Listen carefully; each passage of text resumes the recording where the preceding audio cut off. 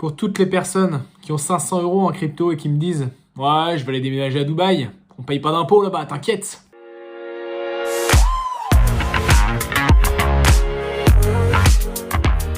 Salut la crypto team, aujourd'hui on va parler fiscalité, sujet hyper important et pour ça j'ai été rencontrer mon avocat fiscaliste, maître Jean-Pascal Michaud, puisque oui, c'est un avocat. Évidemment, je suis pas avocat fiscaliste, sinon j'aurais mis une chemise. J'ai eu donc rendez-vous avec maître Michaud en date du 4 mars 2021, donc ce que je vais vous dire aujourd'hui peut-être ne sera plus bon d'ici les prochains mois, les prochaines années, puisque la fiscalité bouge énormément et notamment en France. Il faut savoir qu'un avocat fiscaliste aujourd'hui, c'est à peu près 450 € l'heure en termes de tarifs, ne serait-ce que pour donner les premières informations. Donc c'est important que vous fassiez vos premières recherches avant et après un moment, quand on arrive à un certain niveau de portefeuille, c'est normal d'aller chercher ce type d'informations puisque ça va vous faire gagner beaucoup d'argent par la suite. Première notion hyper importante, toutes les transactions crypto-euro doivent être déclarées. Ce sont des cessions, c'est exactement comme si vous cédiez des actions en bourse. Vous devez déclarer à chaque fois toutes les transactions qui sont réalisées de crypto vers euro. C'est somptueux. Pour cela, il y a un calcul précis, c'est ce qu'on appelle le calcul des plus-values, c'est un calcul spécifique, c'est pas juste vous qui calculiez à peu près par rapport à ce que vous avez, ce que vous enlevez. Non, ça marche pas comme ça. C'est par rapport à la quantité d'euros sortis, votre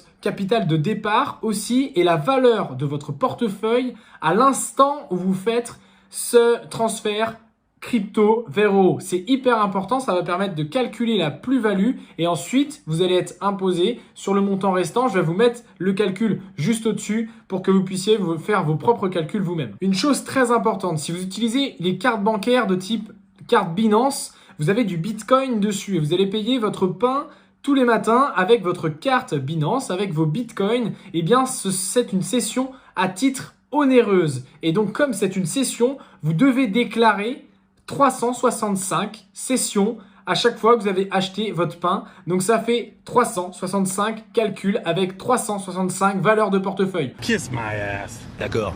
Autant vous dire, vaut mieux faire une session un peu plus importante de peut-être un plus gros montant tout simplement, de mettre des euros sur votre carte Binance et ensuite d'aller payer pour éviter d'aller acheter tout et n'importe quoi avec sa carte et d'être rattrapé par le fisc par la suite. La règle générale au niveau des impôts et de la crypto, c'est qu'on va reverser 30% des bénéfices au fisc. Attention, ces 30% sont liés par rapport à votre tranche fiscale. Ça peut monter jusqu'à 50% des bénéfices selon vos revenus et tout ce qu'il y a autour dans votre situation fiscale. Cette déclaration se fait aux bénéfices non commerciaux, les fameux BNC, au moment de la déclaration de revenus, donc entre avril et juin. Pour déclarer vos plus-values, vous allez avoir un formulaire à remplir, c'est le formulaire 2086. Quand vous faites votre déclaration en ligne, vous allez avoir accès à des documents annexes, des déclarations annexes avec les différents types de formulaires. Il faut tout simplement remplir le formulaire 2086. Donc si aujourd'hui vous voulez acheter une Tesla en Bitcoin, eh bien vous allez avoir une imposition supplémentaire de 30%.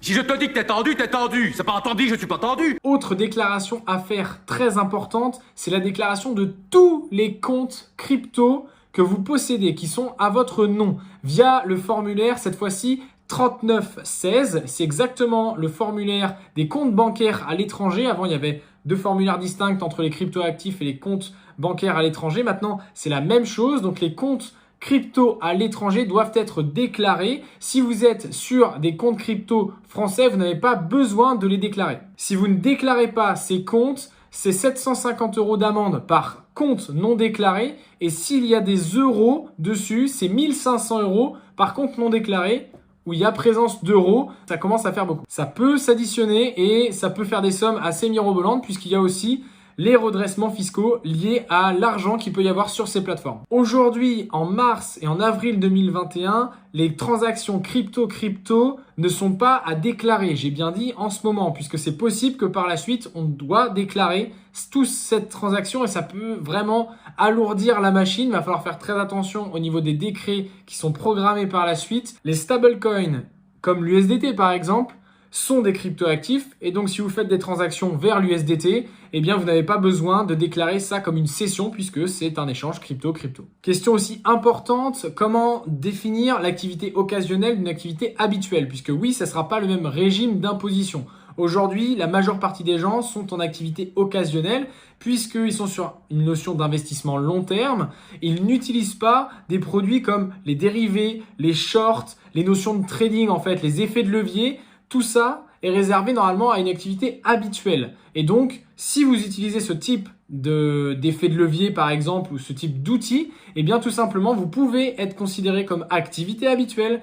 Si c'est le cas, eh bien tout simplement vous allez ne pas avoir le même régime d'imposition et vous allez peut-être même être obligé d'être passé en société. Attention, l'utilisation de services automatisés pour le trading, c'est-à-dire que si ce n'est pas vous qui faites vraiment le trading automatisé avec, je sais pas moi, des effets de levier ou des dérivés ou des shorts, eh bien, vous pouvez prouver que ce n'est pas vous qui êtes à l'origine de ça. Vous utilisez les services d'une société annexe. Là, attention, là aujourd'hui, on est sur un cas un petit peu bancal, mais aujourd'hui, ça doit être considéré normalement comme de l'activité occasionnelle et pas comme de l'activité habituelle, comme ce n'est pas vous qui êtes à l'origine de ces mouvements, mais bien une société annexe. Et dernière chose, le montant n'importe pas dans la définition occasionnel ou habituel par rapport à l'activité.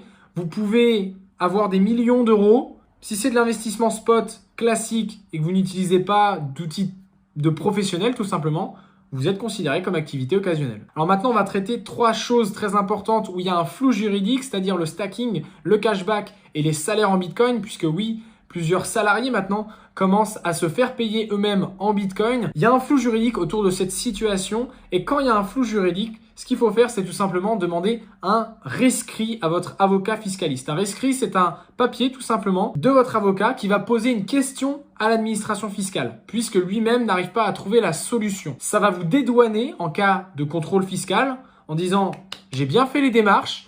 Et vous, de votre côté, ça va peut-être vous coûter un petit peu. Oui, un rescrit, ça va coûter à peu près 2000 €, mais ça peut vous faire gagner quand même beaucoup, tout en vous dédouanant complètement de cette situation, comme quoi vous avez fait la démarche, que vous êtes de bonne foi tout simplement par rapport à l'administration fiscale. Et comme ça, vous allez pouvoir dormir sur vos 2 oreilles de façon beaucoup plus tranquille. Allez, dernière notion par rapport à l'exode fiscal, il faut faire très attention par rapport à ça. Aujourd'hui, je vous donne simplement les informations que je peux avoir. En Allemagne et au Portugal, le retrait des cryptoactifs n'est pas imposé, c'est-à-dire que vous avez 0.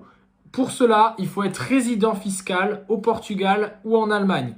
Suffit pas d'avoir un compte N26 en Allemagne pour pouvoir retirer ses cryptoactifs là-bas. Ça marche pas comme ça. Être résident fiscal dans un autre pays, ça signifie beaucoup d'obligations, beaucoup de démarches administratives et aussi une présence sur le territoire sur le long terme. Donc ça veut pas dire qu'on va pouvoir changer de pays comme ça juste parce qu'on a 10 000 € en crypto et qu'on veut pas les sortir en France. Il faut aussi prendre le temps de poser les choses, avoir une stratégie d'investissement, notamment par rapport à la fiscalité et s'entourer des bonnes personnes. Autant te dire que faire l'américain sur les réseaux sociaux pour dire « Regardez, je vais aller à Dubaï avec ma crypto », on n'est pas rendu là, mon petit père. Chose importante, la France aujourd'hui, j'ai bien dit aujourd'hui, ne pratique pas l'exit tax. C'est-à-dire que même si vous avez investi en France, vous pouvez les sortir à l'étranger sans avoir de taxes supplémentaires. J'ai bien dit aujourd'hui, c'est quelque chose qui peut changer par rapport aux différents décrets qui sont appliqués au niveau des lois. Bon les amis, on se retrouve très vite pour une prochaine vidéo. D'ici là, on n'oublie pas évidemment de s'abonner et puis restez connectés.